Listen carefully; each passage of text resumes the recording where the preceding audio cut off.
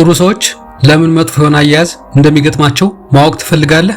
ምክንያቱም ራሳቸው ስለሚፈቅዱት ነው። ህይወታችንን ቀስ በቀስ የሚያጠፉ 5 ባህሪያት አሉ። አብዛኛው ሰው እነዚህን ባህሪያት በየቀኑ ከሚያውቃቸው ሰዎችና ከጓደኞቹ በዝምታ ይቀበላቸዋል። ይህ ግን ትልቅ ስህተት ነው። ዛሬ እነዚህ ባህሪያት ምን እንደሆኑና እንዴት ለአንዴና ለመጨረሻ ጊዜ ማስቆም እንደምትችል አሳይሃለሁ። ዛሬ ፈጽሞ ልታገሳቸው የማይገቡ እንዲያውም አንድ ጊዜ እንኳን እድል ሊሰጣቸው የማይገቡ 5 ባህሪያትን አሳይሃለሁ። ሰዎች በብዛት ችላ ከሚሏቸው ሁኔታዎች ተነስተን እስከ መጥፎ ባህሪ ድረስ እንሄዳለን። በዚህ ቪዲዮ ማጠናቀቂያ ላይ በሰዎች መካከል ያለ ግንኙነት ሙሉ በሙሉ ተቀይሮ እንደምታየው ቃል እገባልሃለሁ። ነገር ግን መረዳት ያለብህ በጣም አስፈላጊ ነገር አለ። በመጀመሪያ ደረጃ ደግ መሆን ማለት ደካማ መሆን ማለት አይደለም። አፍቃሪ መሆን ማለት ደግሞ ሁሉንም ነገር ዝም ብሎ መቀበል ማለት አይደለም። ጥሩ ሰው ሆነህም አይሆንም ማለት ትችላለህ። መልካም ሰው ሆነህም የራስህ የሆኑ ጠንካራ ህጎች ሊኖሩ ይገባል። መጥፎ አያያዝ የሚያሳዩ ሰዎች ይህንን የሚያደርጉት አንተ ራስህ ስለፈቀድክላቸው ብቻ ነው። ይህ አባባል ምናልባትም ከበድ ሊል ወይም ደግሞ ሊያምም እንደሚችል አውቃለሁ፣ ግን እውነታው ይሄ ነው። አንዴ እነዚህን 5 ህጎች ካወቅና ራስን መጠበቅ ከጀመርክ በኋላ ሁሉም ነገር መልካም መሆን ይጀምራል። በጥንቃቄ ስማኝ፣ ምክንያቱም አሁን የምነግርህ ነገር ሁሉም ነገር ይለውጠዋል። የመጀመሪያው ባህሪ ውሸት ነው። አንድ ሰው ሲዋሽህ ትንሽም ይሁን ትልቅ ውሸት ልዩነት የለውም። ምን እንደሚፈጠር ታውቃለህ? አብዛኛው ሰው ምን ያደርጋል መሰለህ? እንዳላየ ወይም እንዳልሰማ ሆኖ ያልፋል። ምናልባትም እኔ ተሳስቼ ይሆናል፣ በደንብ አልሰማሁት ይሆናል፣ ወይ ደግሞ ያን ያክል ትልቅ ጉዳይ አይደለም ብሎ ያስባል። አንድ ሰው ሲዋሽህ ይህንን ማድረግ በአስቸኳይ አቁም። ውሸት ሲዋሹ በተዘዋዋሪ እያሉ ያሉት ለእውነት የምትመጥን አይነት ሰው አይደለህም፣ አንተ ለኔ ቦታ የለህም ነው። ውሸትን ዝም ብለህ በተቀበልክ ቁጥር እነሱ ለአንተ ካላቸው ዝቅተኛ ግምት ጋር በራስ ፍቃድ እየተስማማህ ነው። በዚህ ምትክ ማድረግ ያለብህ ነገር ይኸውልህ፣ ውሸታምነትን እንደደረስክበት ባወቅክ ቅጽበት በግልጽ ተናገር። በክፋት ወይም ሳትጮህ ዝም ብለህ በተረጋጋ ቁርጠኛ በሆነ መንገድ ይህ እውነት አይደለም፣ እኔ እውነታው ምን እንደሆነ አውቃለሁ በላቸው። ይሄው ነው። ከዛ በኋላ የሚሆነውን ተመልከት። ትክክለኛና ቅን የሆኑ ሰዎች ስህተታቸውን አምነው ይቅርታ ይጠይቃሉ፣ ነገሩንም ያስተካክላሉ። መጥፎ ሰዎች ግን ይናደዳሉ ወይም ደግሞ በላዩ ላይ ሌላ ውሸት ይደረድራሉ። በዚህ ጊዜ እነማን እንደሆኑ በትክክል ለይተህ ታውቃቸዋለህ። ሰዎች በትንሽም ሆነ በትልቅ ነገር ላይ ሁልጊዜ እንዲዋሹ አትፍቀድ። በዋሹ ቁጥር ወዲያውኑ ፊት ለፊት መናገር፣ ሐቁን ማውጣት ጀምር። ከዛ ምን እንደሚፈጠር ታውቃለህ? ውሸታሞች በሙሉ ከህይወት ውስጥ ይጠፋሉ። ከዛም ታማኝና እውነተኛ ሰዎች ይከቡሃል። ሁለተኛው ባህሪ ጊዜህን አለማክበር ነው። ሰዎች ጊዜህን ዝቅ አድርገው ሲመለከቱና አክብረው የማይዙበት ጊዜ ነው። ይህኛው ባህሪ በጣም ያማል፣ ምክንያቱም ጊዜ ካለ ሀብት ሁሉ እጅግ ውድና ዋጋ ያለው ነገር ነው። ከሁሉም በላይ ደግሞ ጊዜህን መቼም ቢሆን መልሰህ ልታገኘው አትችልም። አንድ ሰው ጊዜህን ሲያባክን በተዘዋዋሪ መንገድ እየሰረቀህ ነው። ይህ ምን አይነት መልክ እንዳለው ታውቃለህ? ቀጠሮ አርፍደው ይመጣሉ። የመጨረሻው ሰዓት ላይ እቅዶችን ይሰርዛሉ።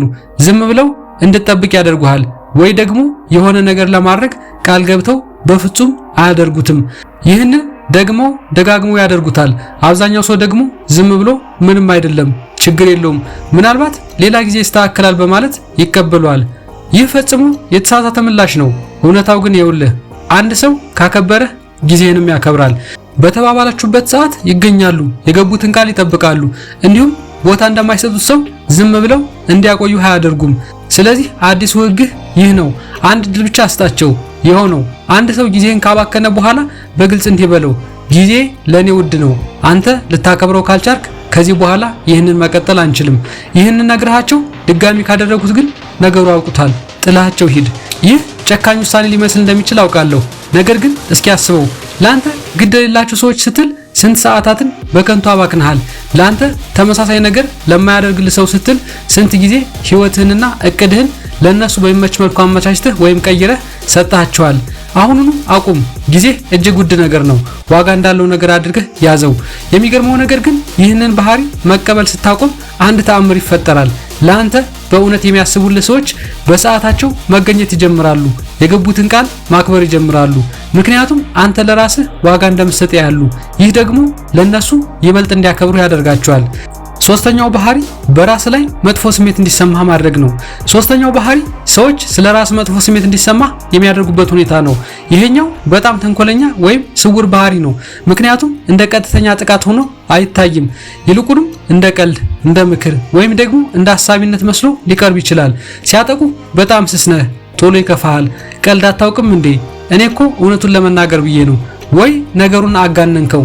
አንተ መቼም እንደዚህ ሆነህ ይሉሃል። ሁልጊዜም እንደዚህ ነህ የሚሉ ቃላት መርዝ ናቸው።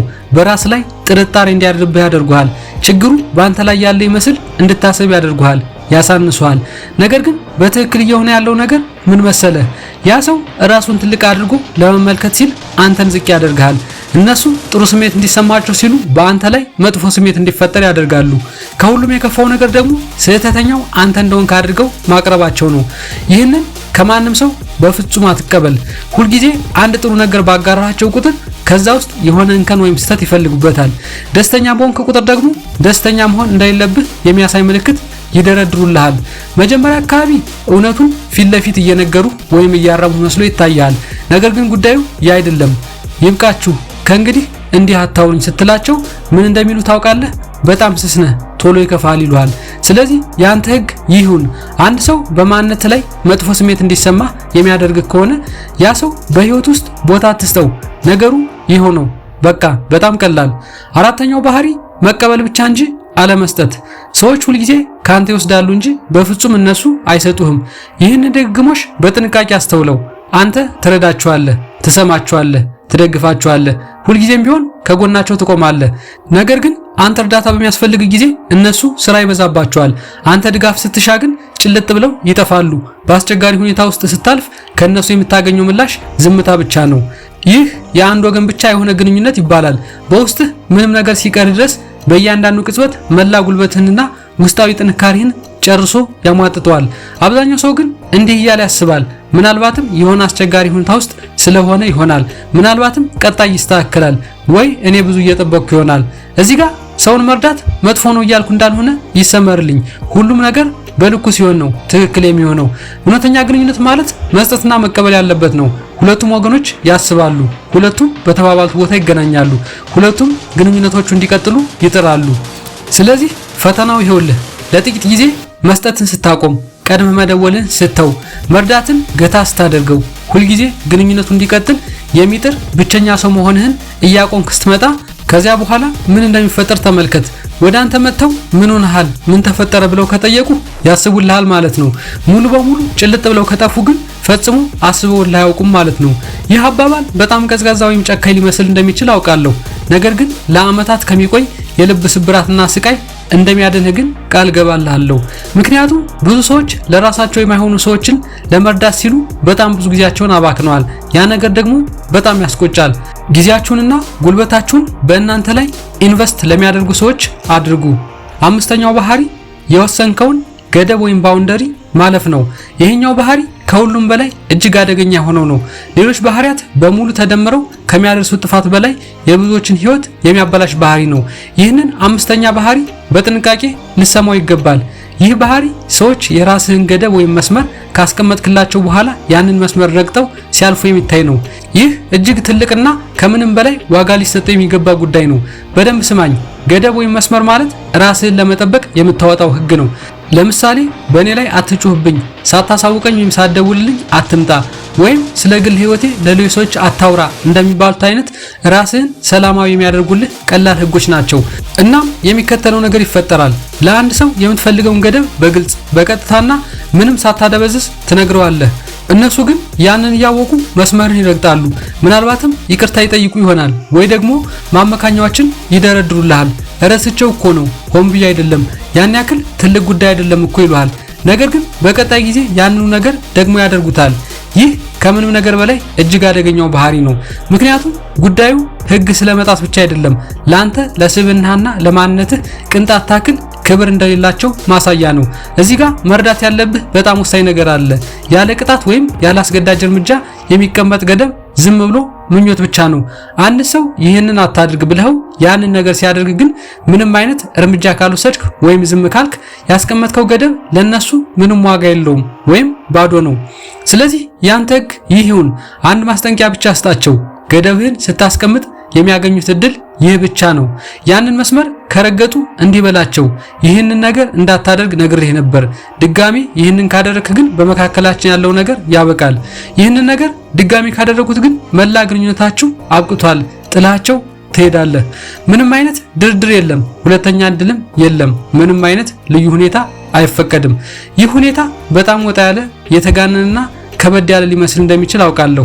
ነገር ግን እስኪ በደንብ አስበው። አንድ ሰው ሰላምና ደህንነት እንዲሰማ ስትል ያወጣኸውን እጅግ መሰረታዊ የሆነ ህግ ማክበር ካልቻለ ይህ ስለሱ ምን ይነግርሃል? አንተን ላለማክበር እያወቁ እየመረጡ ስለሆነ ነው። ማንም ሰው ጮክ ብሎ ሊናገረው የማይደፍረው እውነታ ይኸውልህ። በእውነት የሚወዱ ሰዎች ያወጣውን ህግ ወይም ገደብ ያከብራሉ። የማይወዱ ሰዎች ግን ህጎች ጋራ ይዋጋሉ። እናም ህይወትን ሙሉ በሙሉ የሚቀይረው ትልቁ ክፍል ይሄውልህ። ራስን ለመጠበቅ ስትል ለምታደርገው ለማንኛውም ነገር ለማንም ሰው ማብራሪያ የመስጠት ግዴታ የለብህም። ገደብ ወይም መስመር ለማስቀመጥ የትኛውንም ሰው ፈቃድ አያስፈልግህም። እንዲሁም ከሚጎዱ ሰዎች ርቀ ለመሄድ የምታደርገው ውሳኔ ለይቅርታ ወይም ለምክንያት ማቅረብ አይጠበቅብህም።